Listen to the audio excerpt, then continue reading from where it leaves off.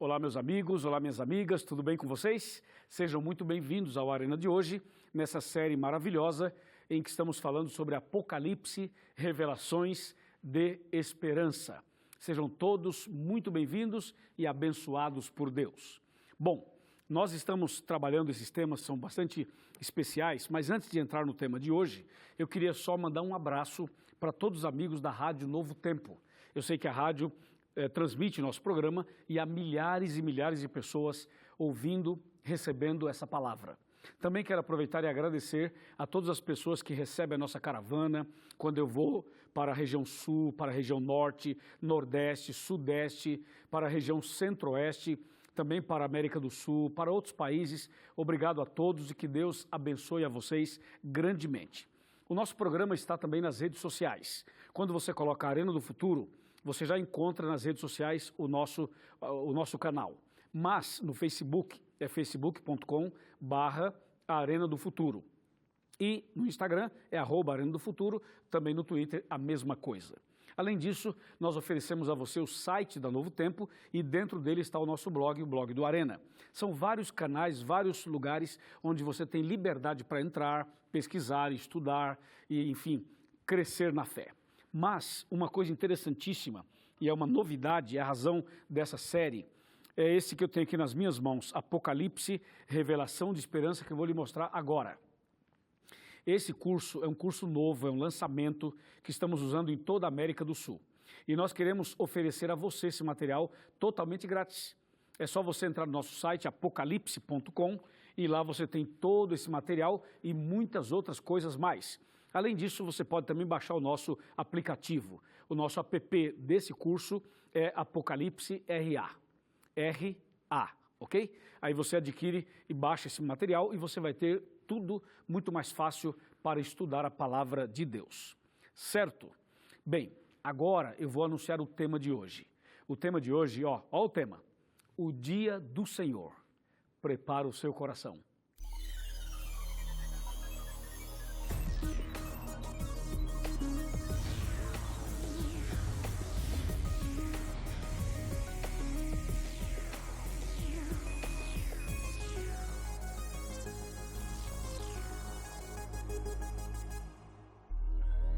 Muito bem, já estamos de volta para o tema de hoje, o dia do Senhor.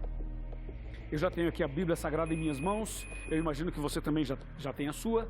Você pode pegar uma caneta, um caderno, uma folha, ou o seu computador, ou o seu telefone celular, para você anotar os textos, as ideias, e para você realmente interagir, conversando comigo sobre esse tema importante.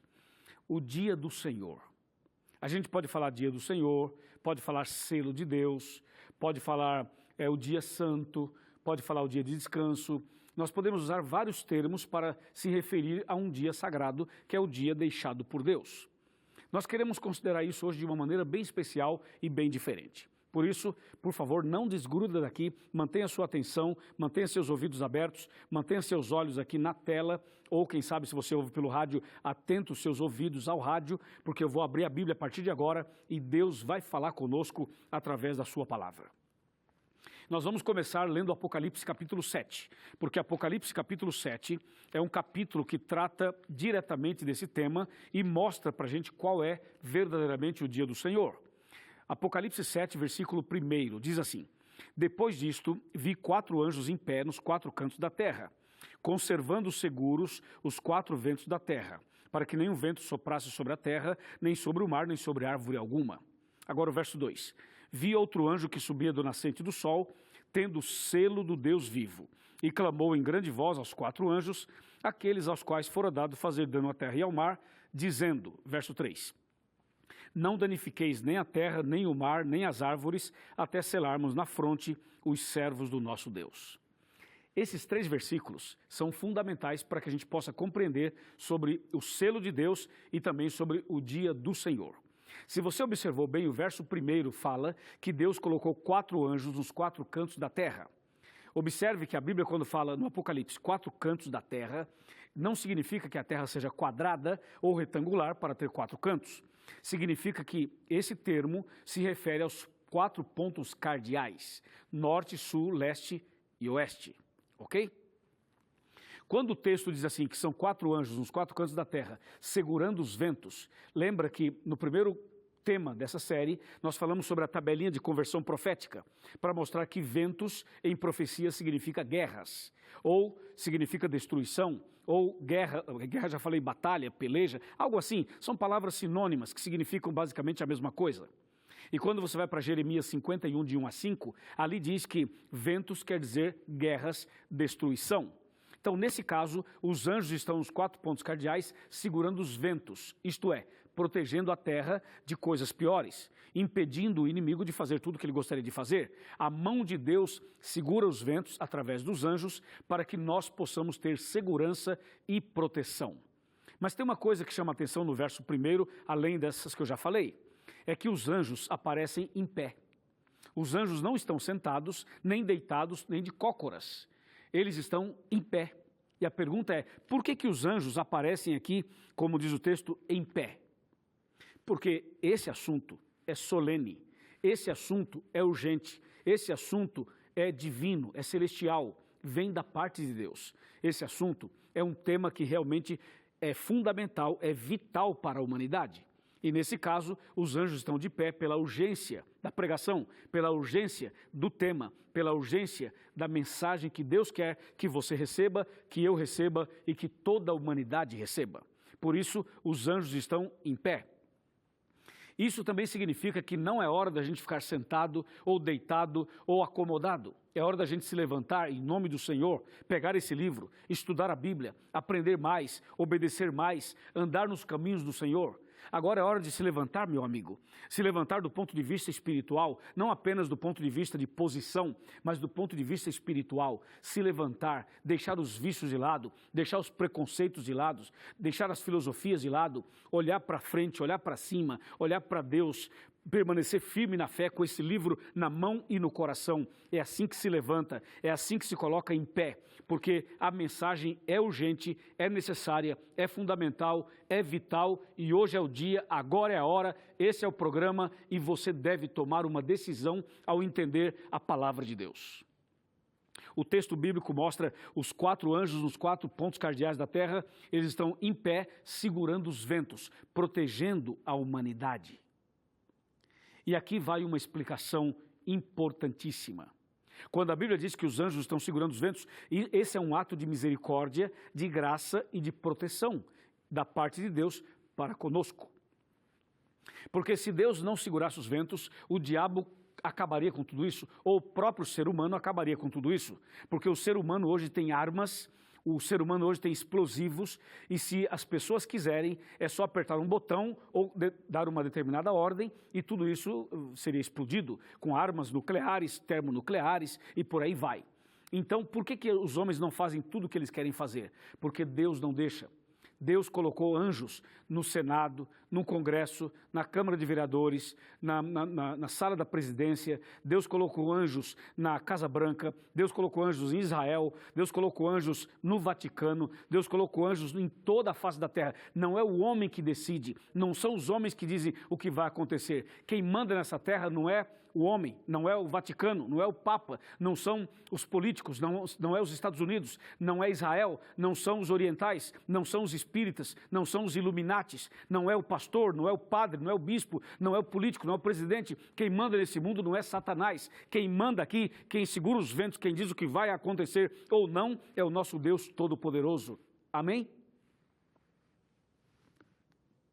É Deus que manda nisso aqui. Algumas pessoas se equivocam e dizem assim, pastor, esse mundo está de cabeça para baixo, esse mundo não tem mais jeito, porque olha quanta droga, violência, divórcio, crise, separação, adultério, mentira, roubo e corrupção e tanta coisa no mundo e as coisas vão de mal a pior, e terremoto, e fome, e guerra, e inundação, e tanta coisa. Tem gente que olha para isso e fala assim, pastor, esse mundo está nas mãos de Satanás. Não é verdade, mentira, senhores, não é verdade. Quem está no comando é Deus. Quem segura os ventos é Deus. Quem está determinando o futuro é Deus. Tenha certeza que Deus está no comando, mesmo quando as coisas estão aparentemente ruins, mesmo quando as coisas estão aparentemente com problemas, ou até mesmo diante de uma situação adversa, diante de uma perda, diante de uma catástrofe, diante de uma tragédia. Mesmo assim, Deus está no comando, porque até as tragédias, até os problemas estão dentro de um quadro profético apocalíptico. E Deus, sim Senhor, está no comando. Não cai uma folha da árvore sem que Deus permita. Não acontece nada nesse mundo se Deus não autorizar. Portanto, esteja seguro que Deus está no comando, sim. Amém? E a palavra de Deus continua, porque a palavra de Deus continua no verso 2, no verso 3. A pergunta é a seguinte: Deus está segurando os ventos para quê? Qual o propósito de Deus segurar os ventos? O ser humano não é bonzinho, o ser humano não é santo, o ser humano não é perfeito. E por que Deus está segurando os ventos? Aí vem o verso 2 e o verso 3. O verso 2 fala que o profeta viu outro anjo que subia do nascente do sol e que trazia o selo do Deus vivo. E esse anjo, ele gritou para os quatro e disse assim: não soltem os ventos ainda, porque eu preciso selar na fronte os servos do nosso Deus.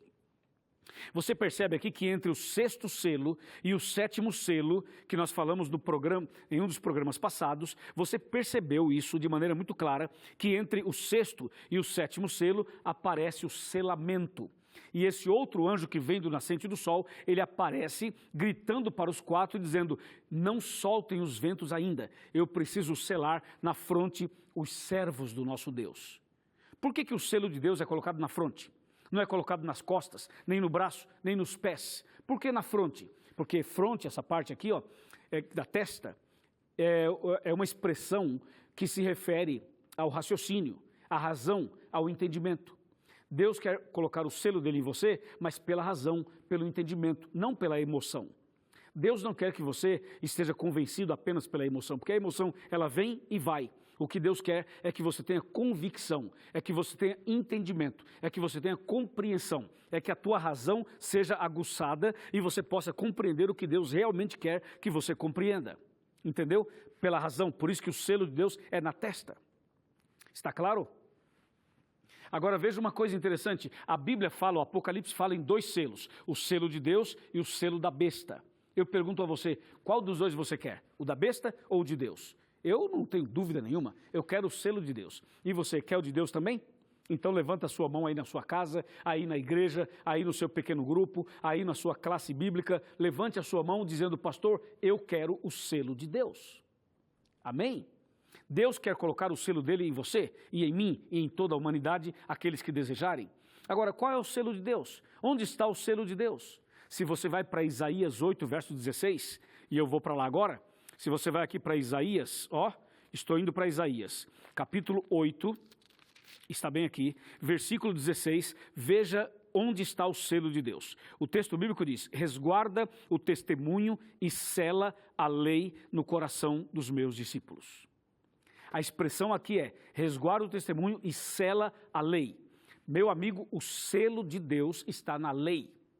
Que lei? Os 10 mandamentos. É justamente nos 10 mandamentos onde nós vamos encontrar o selo de Deus. E aí nós entramos no assunto polêmico. Sabe por quê? Porque muitas pessoas evangélicas, pastores, igrejas, insistem em dizer que a lei foi abolida. Ora, se a lei foi abolida e se o selo de Deus está na lei, então o selo também foi abolido. E se o selo foi abolido, eu pergunto, o que é que resta? Resta o selo da besta. E aí, tu quer o selo da besta? Tu quer o selo da besta? Fala aí, varão. Você quer o selo da besta? Vai, responde minha pergunta. Responde aí, irmão. Lógico que não. Você não quer o selo da besta, eu também não quero o selo da besta. E como é que você vem me dizer que a lei foi abolida? Da onde você tirou essa ideia? Quem foi que te disse isso? Onde está escrito isso aqui na Bíblia? Não está na Bíblia. Entendeu? Ao contrário, Isaías fala assim: o selo de Deus está na lei, está nos 10 mandamentos. É ali que está o selo de Deus. E eu vou lhe mostrar o selo de Deus. Ok? A Bíblia usa 3 expressões ou 3 palavras para se referir ao mesmo assunto. Por exemplo, uma delas é selo, a outra é sinal e a outra é marca. Eu posso falar selo de Deus, sinal de Deus ou marca de Deus.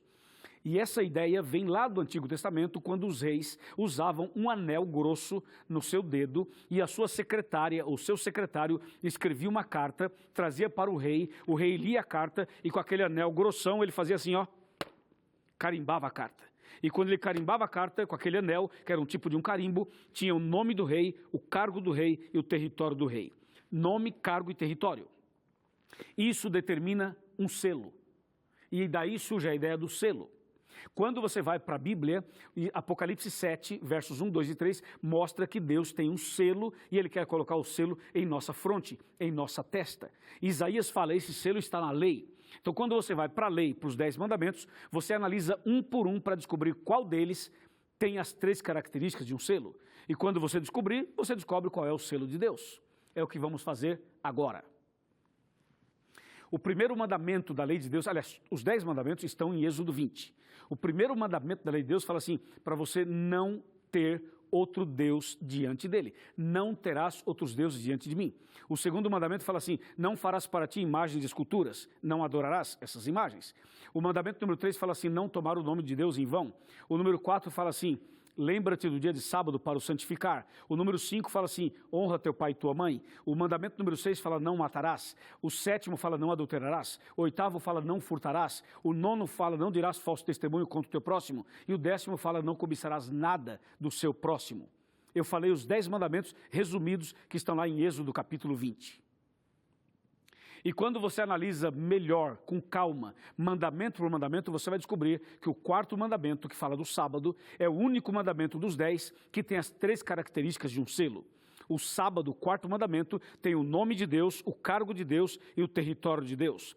Nome, cargo e território, que são as 3 características de um selo. Portanto, senhores, portanto, irmão e irmã, o sábado, o 4º mandamento, é o mandamento que preenche as características de um selo, ou de um sinal, ou de uma marca. Portanto, o 4º mandamento é o selo de Deus. O sábado é o selo de Deus, é o sinal de Deus, é a marca de Deus. O sábado, o 4º mandamento da lei de Deus, escrito pelo próprio dedo de Deus. Entendeu? O sábado é um sinal entre Deus e o seu povo, é uma marca que Deus quer colocar em você, é um selo que Deus quer colocar em você. É por isso que em Apocalipse 7, o verso 1, os anjos seguram os ventos e aparece outro anjo e diz assim para os 4, não soltem os ventos ainda, porque eu preciso selar o meu povo, os meus servos. E o selo de Deus é o 4º mandamento, é o sábado. E o sábado é o dia do Senhor, que é o título do programa de hoje. O dia do Senhor é o sábado. Veja só o que diz Êxodo capítulo 20, eu vou ler apenas o 4º mandamento. Êxodo capítulo 20, versículos 8 até o 11, que diz assim, lembra-te do dia de sábado para o santificar. 6 dias trabalharás e farás toda a tua obra, mas o 7º dia é o sábado do Senhor teu Deus. Aqui está primeira característica, Deus, o nome de Deus, o Senhor teu Deus. Aí continua, não farás nenhum trabalho, nem tu, nem teu filho, nem tua filha, nem teu servo, nem tua serva, nem o teu animal, nem o forasteiro das tuas portas para dentro. Verso 11, porque em 6 dias fez o Senhor os céus e a terra. Paramos aqui. Quando fala que ele fez, está mostrando a função de Deus, criador. Ele fez, ele criou. Então, em 6 dias fez o Senhor os céus e a terra, o mar e tudo que neles há. E ao 7º dia descansou, por isso o Senhor abençoou o dia de sábado e o santificou. Aqui está o território que Deus domina, céus, terra, mar e tudo que neles há. Portanto, o 4º mandamento preenche as 3 características de um selo. É o sábado, o dia do Senhor, o selo de Deus, a marca de Deus, o sinal de Deus. Aleluia, louvado seja o nome do Senhor. Você viu o nome, o cargo e o território. O nome, o cargo e o território. O 4º mandamento, o sábado. Isso está claro. E para confirmar essa clareza, essa verdade, eu quero chamar a sua atenção para Ezequiel. Ezequiel capítulo 20, versículos 12 e 20. Ezequiel capítulo 20, versículos 12 e 20. O 12 fala assim, também lhes dei os meus sábados para servirem de sinal entre mim e eles, para que soubessem que eu sou o Senhor que os santifica. E aí, captou? Recebe? Recebe essa palavra? Aqui fala assim, o sábado para servir de sinal. Agora vamos para o verso 20. Santificai os meus sábados. pois servirão de sinal entre mim e vós, para que saibais que eu sou o Senhor vosso Deus. Entendeu, irmão? Entendeu, irmã? O sábado é um sinal, é uma marca, é um selo entre Deus e o seu povo, entre Deus e você. Você, isso, você. Você, irmão, você, irmã, você que frequenta uma igreja, você que não frequenta nenhuma igreja, Deus estabeleceu o sábado como o dia de descanso, o dia do Senhor, o dia em que Deus faz milagres na vida da gente. E esse dia, a guarda do quarto mandamento, é o selo, é o sinal entre Deus e o seu povo. Eu recebo isso. E você recebe? Amém? A palavra de Deus continua falando sobre esse assunto? Já está claro? Agora eu vou fazer uma perguntinha para você. Qual dia da semana Deus descansou? Ele fez todas as coisas em uma semana. Qual foi o dia que ele descansou? Gênesis 2, de 1 a 3, fala que Deus descansou no 7º dia. No 7º dia ele descansou, abençoou e santificou. Qual foi o dia que os profetas guardaram? O sábado. Qual foi o dia que os patriarcas guardaram? O sábado. Qual foi o dia que a Virgem Maria guardava? O sábado. Qual era o dia em que os apóstolos guardavam? O sábado. Qual era o dia que Jesus guardava? O sábado. Qual era o dia em que o apóstolo Paulo e os seus filhos na fé guardaram? O sábado. Olha na Bíblia de ponta a ponta e me diga qual o dia da semana que os servos de Deus, os profetas, os apóstolos e o próprio Deus guardava. É o sábado. E se todos guardaram o sábado, eu pergunto, e você, guarda que dia? Fala. Que dia você guarda? Você está seguindo a Jesus ou está seguindo o homem? Você está obedecendo a Jesus e imitando a ele ou está imitando as ordens que foram dadas por homens que não seguem a Bíblia, por pessoas que adulteraram a palavra e que estabeleceram outros mandamentos no lugar do verdadeiro? Sabe que Atos 5:29 fala assim, mais importa obedecer a Deus do que aos homens. Eu prefiro seguir a Deus, eu prefiro seguir Jesus, eu prefiro fazer o que está na Bíblia e não o que os homens fazem ou acham que devem fazer. O que me interessa é o que está aqui dentro. E você, aceita? Se você aceita, comece a guardar o sábado agora mesmo. O próximo sábado, que seja o primeiro que você guarde. Que você não trabalhe no sábado. Que você peça para não trabalhar mais no sábado. Entendeu? Vai lá, fala com o teu patrão. Vai lá, fala com a pessoa com quem você trabalha. Peça o sábado livre, ora a Deus. Tome uma decisão, guarde o sábado. Receba as bênçãos de Deus. Receba o selo de Deus. E prepare-se para a volta de Jesus. Amém? Mas tem que ter fé, viu? Tem que ter fé. Tem umas coisas que eu não entendo. Deixa eu falar com você, vem cá. Vem cá. Daqui a pouco eu vou sentar ali, daqui a pouco. Mas deixa eu falar uma coisa com você. Tem umas coisas que eu não entendo. Tem gente que crê que Deus cura câncer, que Deus cura AIDS, que Deus cura tumores, que Deus cura diabetes. Tem gente que crê que Deus ressuscita o morto. Claro, eu também creio. Eu creio em tudo isso. E tem muita gente que crê nisso. Só que não crê que o patrão pode dar o sábado para ele. Não crê que deve guardar o sábado. E aí, meu amigo, como é que você tem fé para Deus, que Deus faz coisas impossíveis? Você fala, Deus é o Deus do impossível, porque Deus está aqui, porque vai fazer uma grande obra na sua vida, não sei o quê. Você crê nisso. E por que você não crê que Deus pode abrir as portas para você guardar o sábado? Vamos? Estou falando com você, pastor. Você, pastor, isso, você mesmo. Estou falando com você que é sacerdote. Isso, você mesmo que está me assistindo na casa paroquial. É com você que eu estou falando. Crê ou não crê? Vem cá. Vamos sentar aqui. Vamos sentar aqui no meu sofá. Vamos bater um papo. Isso aqui é um momento muito precioso porque é Bíblia. A Bíblia é sagrada, é a palavra de Deus. Nós estamos estudando a palavra de Deus. Vem cá, chega mais perto. Pode chegar, você que está numa igreja, você que está numa classe bíblica, você que está em casa, você que está no trabalho, você que está no hospital, você que está na penitenciária, não importa onde você se encontra, você agora é meu convidado para essa meditação. Para essa meditação, veja só o que está escrito aqui no livro de Marcos, no Novo Testamento, Marcos capítulo 2, versículos 27 e 28. Diz assim, e acrescentou, o sábado foi feito ou estabelecido por causa do homem, e não o homem por causa do sábado, de sorte que o Filho do Homem é Senhor também do sábado. Claro, o sábado foi feito por causa do homem, e não o homem por causa do sábado. Então, meu amigo e minha amiga, qual é o dia do Senhor? É o domingo? Não. É a sexta-feira? Não. É o sábado? Sim, o 7º dia. Segunda pergunta. Você entendeu que o quarto mandamento, o sábado, ele está dentro da lei, é o quarto mandamento. E você sabe o que diz Tiago 2, verso 10?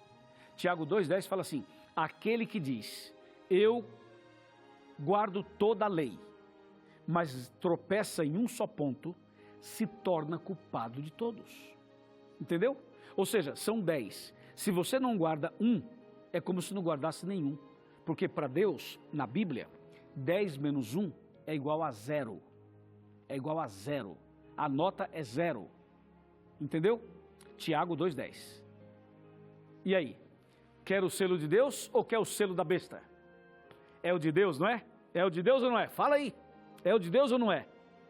Vai, não estou ouvindo. Vamos, a igreja inteira, fala. Repita comigo, diz assim, eu quero receber o selo de Deus. Muito bem, parabéns.